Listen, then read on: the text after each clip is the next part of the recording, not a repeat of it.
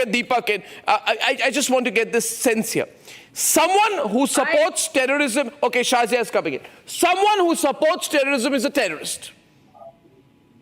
So the people who give sanctuary to terrorists are terrorists. The problem in our country, we call these people OGWs. No, overground workers. Workers for what? Today is May Day. Arnav, Are they workers? I really appreciate your emotion on this. I don't have emotion. I have clarity. You don't have clarity. To run also in finding out and setting the accountability with regard to those people who were in the administrative circles within the Union Territory of Jammu and Kashmir, who should also be answering, as has been the perpetrators who attacked us. Apart from that, the most important factor, the tweet was very specific. You have been saying it as per your understanding. The tweet says, please distinguish between the terrorists and those of the civilians. But she is nobody to distinguish. No, she's a pro-terrorist. Who is she? How can she distinguish? Okay, she's, okay. Aditya, I'm getting Shazia in. So yes. Shazia. With your permission, Arnav, I would like to say this not just to Aditya, but to the entire India Alliance. And I think something is needed to be done at this point of time, because I think enough is enough. And it's just not these are not just words. I think all of India feels a certain way.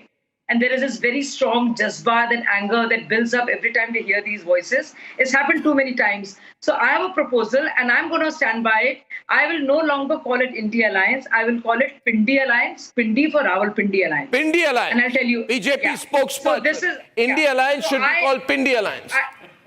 After Rawalpindi. No onwards, after Rawalpindi, because these are speakers. Anurag Bhadoria is responding. Anurag Bhadoria. Okay, we get him in. We get him in. We move the debate. Anurag versus Shazia. Shazia, pull back.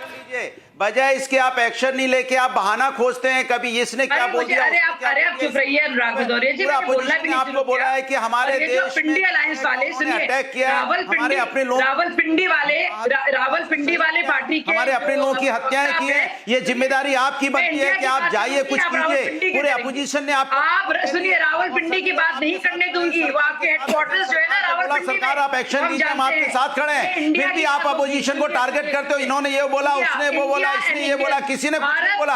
आप अपनी जिम्मेदारी निभाइए और बताइए क्यों labs के Samajwadi party no, Rawalpindi नहीं, कैसे ISI no, ISI no, से नो टू आईएसआई ले भी गए. और आप उसकी जिम्मेदारी आपको लेनी पड़ेगी और उस पे कठोर से कठोर कार्रवाई कीजिए. भैया इसके कि आप रोज खोजते रहते हो. वीडियो, मैंने एक वीडियो देखा. अनुराग जी मेरी बात सुनिए. मैं अनुराग जी अरे शांत हो जाइए. गदाधारी भीम, शांत हो जाइए. मेरी बात सुनिए. साहब के साथ खड़ा पूरा देश. मेरी बात सुनिए. Listen to me. मैंने एक वीडियो देखा. वीडियो में एक टेररिस्ट की दीदी या बहन वहां पे बैठी हुई थी और उन्होंने बड़े गर्व से कहा, उनको पूछा गया, बोला मेरे घर को तोड़ दिया, मेरे घर को खत्म कर दिया.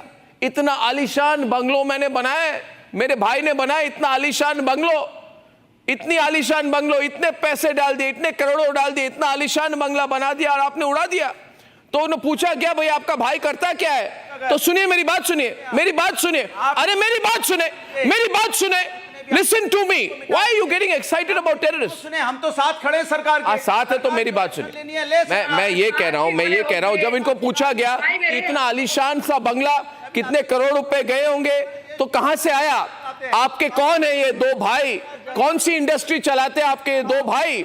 आपके दो नौजवान होनहार भाई कौन है और कैसी बिजनेस करते हैं कि इतना पैसा बना लिया, इतना आलीशान घर बना लिया? तो वहां पे महिला कहती है, सत्यप्रकाश जी, मेरे दो भाई हैं, मेरे दो भाई हैं, एक जेल में है और एक मुजाहिदीन है. तो जो जेल में है क्योंकि वो मुजाहिदीन है और एक बाहर घूम रहा है, जब तक उसको मारा नहीं जाएगा, तो इतने पैसे कहां से आए? और मेरी बात है अश्विनी जी कि अगर इतना बड़ा सा घर को तोड़ दिया तो मिर्ची महबूबा मुफ्ती को क्यों लग रही है? अरे ये आप ये बताइए अर्नब जी, हाँ बोलिए. ये गवर्नमेंट की इनकॉम्पिटेंसी नहीं है कि एक आदमी मुजाहिदीन है, उसकी बहन का वहां इंटरव्यू ले रहे हैं, आप उसको अरेस्ट भी नहीं कर रहे हो. Is it not the incompetency of the government? अरे बहन को जेल करेंगे तो आप करेंगे ह्यूमन राइट्स खत्म हो गई. About the real issue. I am talking about the real issue. Your heart is burning for the terrorist. The NDA has become DND alliance. Do not disturb alliance. Don't talk to us about the accountability. Forget your politics, yaar. You people are openly making statements for terrorists. It's like Barkha Dutt. Barkha Dutt said about Burhan Wani. Congress. Barkha Dutt ने बुरहान वानी के बारे में allegedly कहा.